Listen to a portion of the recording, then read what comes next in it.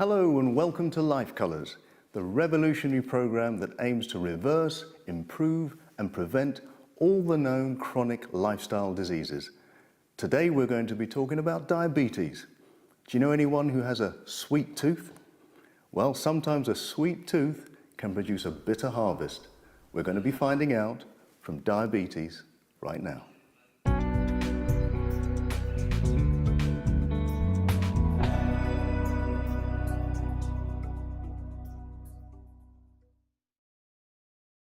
Today we're going to be looking at the colour purple. That represents diabetes. Diabetes affects many people in the Western world, specifically in UK, Europe and the United States. It affects about a third of the population. Many of them are considered to be pre-diabetics. In the UK that means 14 million people. The numbers have tripled only in the last 8 years. And that also means that in America, those figures are mirrored also. But it's not just in the Western world. In Nigeria, Brazil, Russia, China, the rates of diabetes have been increasing at a dramatic rate. In the World Health Organization, they estimate around about 400 million people have the disease. And it's not just a physical cost, there's a financial cost. In the United Kingdom, 10% of the National Health Service is spent on diabetes. They spend roughly £1 million per hour just on diabetes. And if this trend continues, it will bankrupt healthcare systems, not just in the UK, but globally. And here's some of the other human costs. Did you know 50% or more of people who are blind because of diabetes? Also the same figure for people who have to have their limbs amputated or who have kidney disease and go on renal dialysis. Diabetes affects every part of the human body. It also affects things like heart disease. You become more at risk of heart disease if you have diabetes. You may have an increased risk of having a stroke. Erectile dysfunction and infertility are also increased with diabetes. So diabetes is not something you really want to have. Here is a graph of the rates of diabetes rapidly rising in America. Here you see, in 1980, levels were quite stable at around 6 million people in the population. When you came to the mid-90s, suddenly that graph starts to rise. And that can be linked to the increased production and manufacture of sugary foods, especially sweet drinks.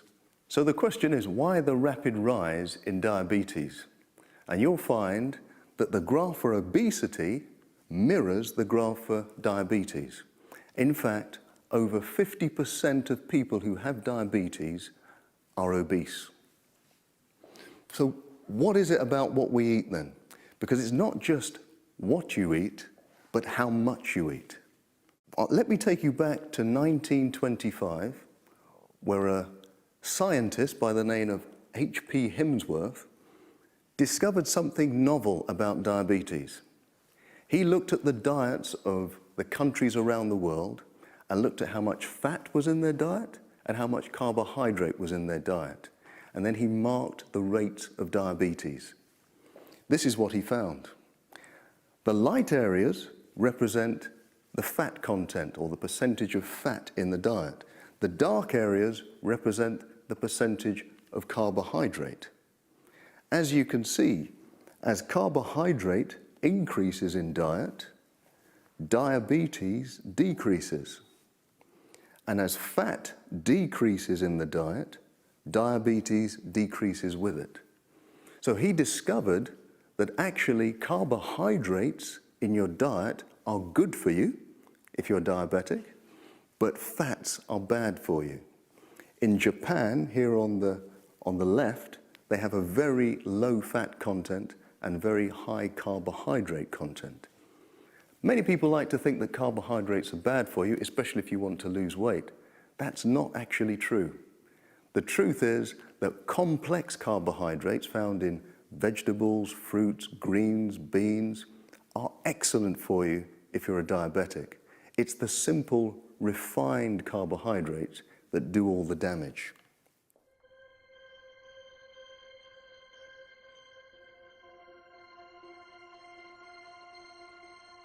When you hear the word insulin, you may think of a drug taken by people who have diabetes. While this is true, what you may not know is that insulin is one of the many hormones created in the human body. Insulin is important to the body. It allows blood sugar, or glucose, to get into cells to provide them with energy. When you eat, your body breaks down food into glucose in your small intestine. This is your body's source of energy for everything it does, from working and thinking to exercising and healing. Glucose travels through your bloodstream looking for individual cells that need energy. For glucose to get into the cells, it requires insulin. Insulin is the key that unlocks cells for glucose to enter and deliver energy. When insulin arrives, it signals the cell to activate glucose transporters. These transporters pull glucose through cell walls. When glucose moves into the cell, it delivers energy.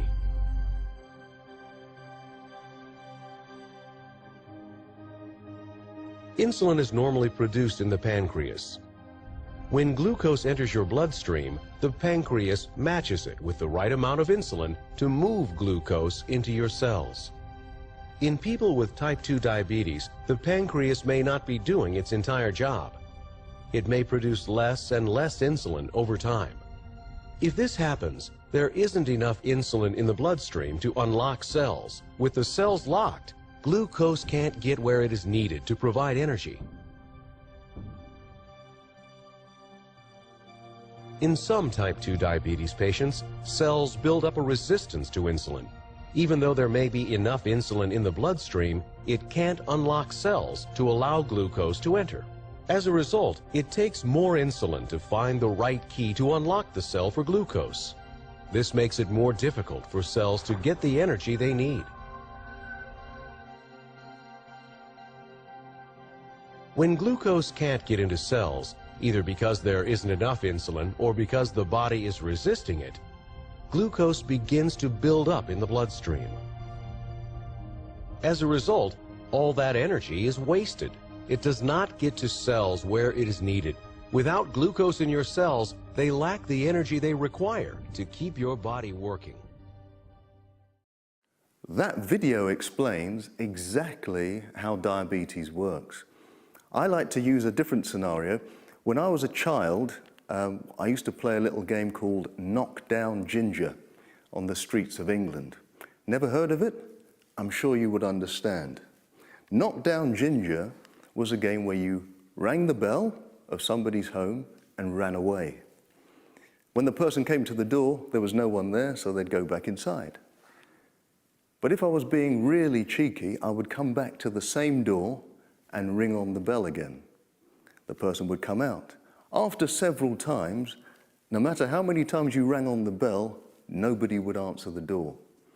And this highlights the way that diabetes works. As you saw in the video, if your cells are constantly exposed to insulin to take in the blood sugar, eventually your cells become insulin resistant. They no longer open the door to glucose. When that happens, your blood glucose increases and the glucose becomes quite toxic to your system. And if your blood sugar increases, your brain says, well, we need more insulin. So it releases more insulin, making your cells even more resistant, and the blood sugar increases even more. The question is, what can I do about it? Well, the first thing you have to do is see your doctor. Never try anything or any lifestyle program without discussing it and partnering with your doctor. But it's not just about treating diabetes. What we really want to know is how to reverse diabetes. And the reversal of diabetes comes under the dark purple plan. The dark purple plan, which goes from week 1 to week 4. And this involves starting by eliminating all simple sugary foods. Eliminating things such as juices, sweet drinks, and especially alcohol. I recently met somebody who was 70 plus years old. He hadn't drunk anything except water for over 30 years, and he looked absolutely fantastic.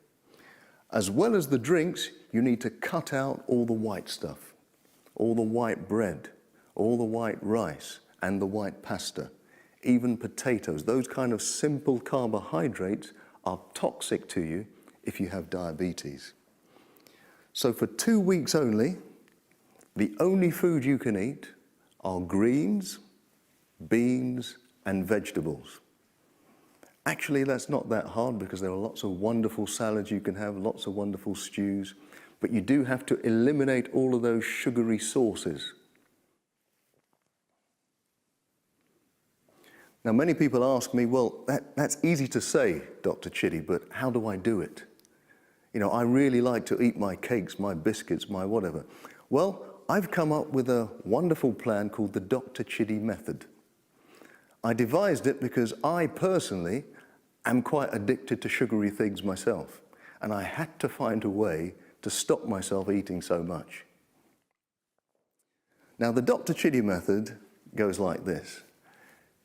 If you want to have a donut or a cake or a biscuit, never say to yourself, I can't eat the donut. If you say that to yourself, your mind will always say, well, I want it even more. We always want what we can't have. Instead, say to yourself, I will eat the donut, but I will eat it in half an hour. And at that point, eat yourself an apple. When you eat that apple will release glucose slowly into your bloodstream. So by half an hour, your blood sugar will be high enough to help you think, you know what, I actually don't need that donut anymore. It gives you that extra boost to overcome that craving. Now, some of you may say, well, what about after half an hour if I still want to eat that donut? Well, have another apple or have a carrot or something, try that again. And I guarantee that 9 times out of 10, it will take away the desire for the donut. So I call it the Dr. Chitty method because really it stands for choose to have it, but delay it. Choose to have it, choose to have the donut, don't resist it, but delay it for half an hour, eat the apple, and the desire will go away. So after we've tried that method, you may still fall down and say, well, you know, I need to have that donut anyway. Well, some of us, when we eat one donut or one chocolate, we want to eat the whole packet. I know I have that problem myself. So what can you do to interrupt that feeding? When it comes to eating, make sure you limit yourself to 2 meals per day. And after every meal, have a walk of about 60 minutes to 30 minutes. That is very important because it means that your blood sugar will always be quite stable. There'll be no high spikes in blood sugar and there'll be no high spikes in insulin. Very important that before you eat and after you've done that walk, check your blood glucose. Because in the first few weeks, your blood sugars may be going up and down differently to what you would imagine. And again, I repeat to you, make sure that you only drink water. If your blood pressure is okay, you may be able to introduce some higher resistance exercise, especially exercising your legs because they're big muscles and they will absorb much of the glucose. As well as the drinking and the eating, you have to manage stress levels. That is part of the black lifestyle in Life Colors. So it's very important that you practice patience and eliminate things like bitterness that are effective in the blue and the red lifestyle. Now in the weeks 4 to 8, your blood sugar would be almost normal. So with your doctor's permission, you should be reducing or eliminating your medication. So the purple lifestyle is the same as the dark purple lifestyle, And it just means that you can now start to add in things like whole grain, breads, rice or pasta, or a piece of fruit. You can either or them each day. Now, if your blood glucose levels ever rise up again, whilst you're eating a piece of fruit or having some of the carbohydrate, it's very important that you go back to the dark purple lifestyle for at least a week until your blood sugars start to stabilize again. So preventing diabetes is for the rest of your life. And what you must now be able to do, you can add more carbohydrates to your meal every day and fruit, and your blood sugar should stay normal. You can also limit your meat intake to once or twice per week. You don't have to have any meat at this stage, but for those of you who feel that you must have some meat, you can just limit it to once or twice a week. And if you have to have a sweet drink, try not to have the juices. Instead, try to have the smoothies that are a blend and still have all the fiber within them. And limit that also to twice per week. Essentially, at the heart of diabetes is the matter of self-control. The Dr. Chidi method helps you get there slightly, but you're going to have to practice this throughout your life. And things that will help you are being involved in activities you like to do. For example, certain types of exercise will help with your levels of self-control. But if you follow the purple lifestyle plan, you will eventually be free of diabetes. And that is a way to live your life with color. Thank you.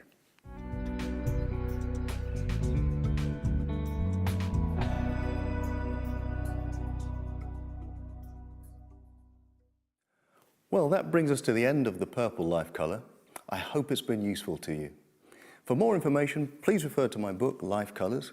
It has more information about recipes, exercises, and all the practical tips you need. I hope you find that useful too.